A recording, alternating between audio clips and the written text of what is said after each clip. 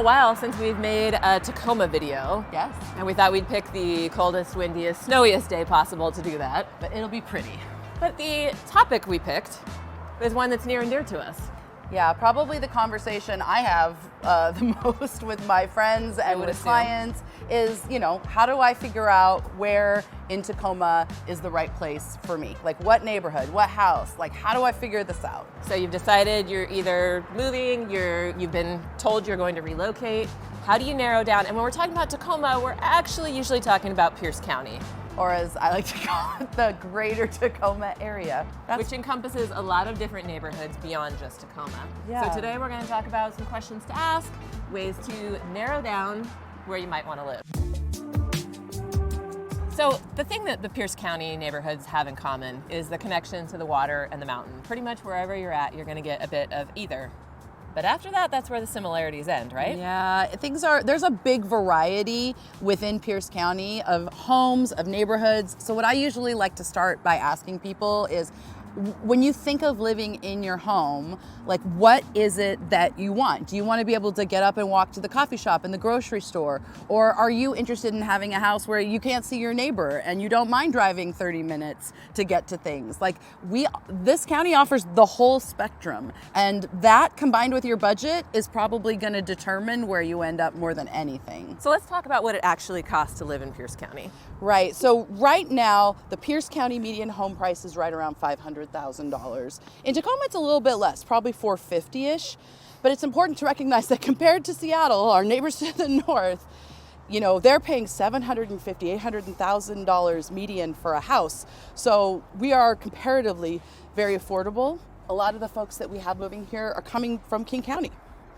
And other expensive metros. Right, so there are, of course, opportunities to get something for less, but it's important to recognize where the baseline price is right now. So after you've narrowed down your budget, next thing you may want to consider is your commute, because this area, just like other West Coast metros, is increasingly having traffic issues. So whether you're going to JBLM, you're commuting north to Seattle, you're staying here and working in our hospitals, there's lots of factors to consider.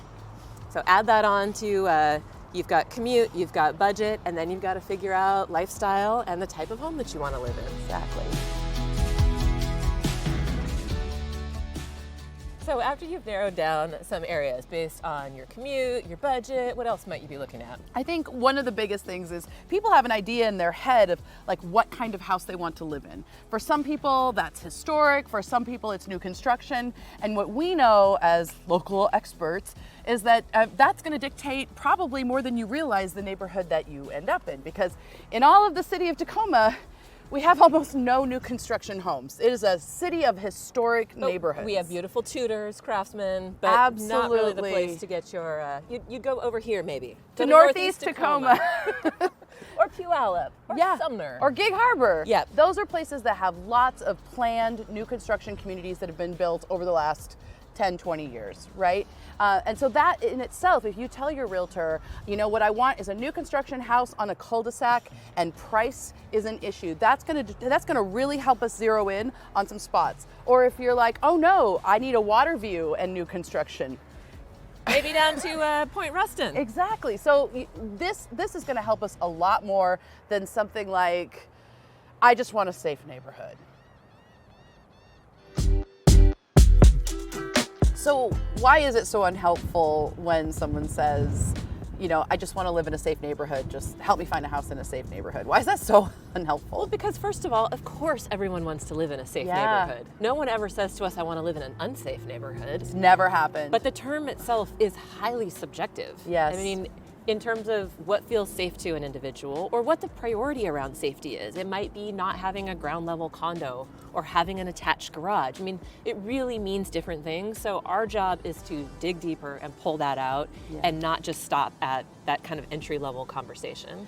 Yeah, for me, the way that this always hits is, I grew up way out in East Pierce County, and a lot of people say, I feel safe when I can't see my neighbors, when I have lots of wide open space. And for me, that's when it's dark. I don't feel safe. I feel safe in a building with 150 other people. And for other people, like that is not safety. Well, and then also recognizing there's another layer here that is really important, which is that realtors are not supposed to be providing demographic information. Absolutely We have to be mindful of fair housing laws. And so understand that when you ask your realtor something, they're not avoiding the question, but they do need to be helpful but cautious in the types of information, and really they're supposed to point you to resources. Yes. So go look at the city's crime information, the local police department.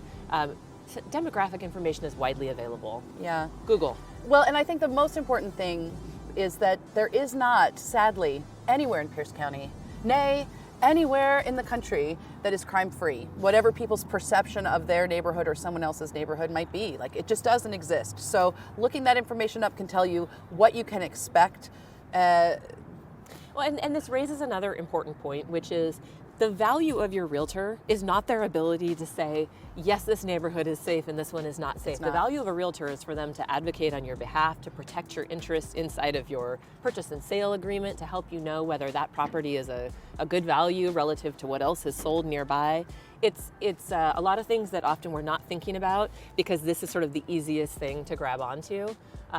So if they're setting some boundaries with you around that, don't feel like they're not giving you good service. Understand that they have to answer your questions and meet your needs in a little different way. So Anne, why is it that good schools question feels a lot like the safety question? I think the same dynamic is at play, which is everyone wants good schools, everybody wants a safe neighborhood. What's important, again, determining what's important to your family, your student, and then figuring out how to get that information for the area you're looking at. So you might then ask your realtor to make an intro with the principal of an area school. Do they know a parent who's got a student there? If all else fails, dig a little deeper than what you're getting on the review websites like niche.com or greatschools.com. Go straight to the source. Here in Washington, that's the OSPI website, where you can get a report card for every public school in the state of Washington. Just, dig a little bit deeper. I think out of convenience, so much information is sort of integrated into real estate search sites, and it rules out a lot of schools that really deserve attention. Well, and I think that ties into the next topic really well, which is when you have a realtor guiding you who is a local expert, they're going to have these connections. Right. If you're working in areas that are out of your sort of knowledge base or your relationship base, it's going to be a lot harder, and you're going to end up, your realtor is going to be relying on the same information that you're finding online. Okay, so we have laid out a pretty good framework for how to narrow down, areas in the greater Pierce County area you might be interested in based on a variety of criteria. How now do you find a realtor who specializes in those areas? Right, and I mean, you own Windermere Abode now, a real estate company. I have moved to Tacoma.com, so that conversation about how do we find the perfect real estate agent for a client relocating here is, it's a conversation we're having all the time. Yep. So the biggest thing is once you've done all this work to narrow down your price range, your commute, the neighborhood, the type of community you're in, you deserve to work with someone who specializes in that, has experience and deep expertise in that.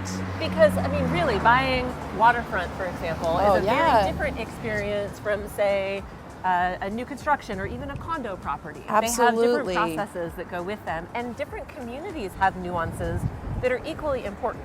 Does somebody work and understand how septic works versus being in city and dealing with sewers? Yes. These are going to be big parts of your purchase and inspection process. And I think for people who are relocating outside the area, it's just hard for them to know, unless someone helps them understand, that there is a difference in expertise between an agent who works in Olympia or Tacoma or Seattle. These are all very different markets and they require different expertise. So making sure to match yourself to an agent who specializes in what you're doing, I think that is the key to success. Absolutely. A lot of times people are choosing a realtor, they kind of stumble into the relationship. They pick somebody because they like them, and that is important. Because you're going to be having a lot of hard conversations. You need to be partnered with someone you trust, who you can share your hopes and dreams with. Yes. But that, in combination with somebody who specializes in the area where you want to live, that's the sweet spot, right? Right. Well, and that's the whole thing, is that, buying a house is one of the hardest things, right? There's a lot of ups and downs, a lot of things can pop up. So who you choose is incredibly important. Yeah, and trusting that person, and that trust also comes coming from their deep expertise in what you're doing, it just makes everything a lot smoother if you're not second guessing the person that you're working with. So you've got to narrow a neighborhood, understand what the lifestyle is that you're looking for, ask the right questions to find somebody who specializes in that area or in that type of property, and then interview them. Connect, make sure you click, and hopefully you're off to find the property of your dreams. So we've given you some of our tips and the questions that we like to ask when we're chatting with people who are moving to the area. You may have everything that you need to pick a realtor that's right for you. Yeah, I mean, you have what you need, but if you would like some help with your process, you can always hit up Anne, or you can reach out to me and we can help you find a realtor to find your perfect place in Tacoma.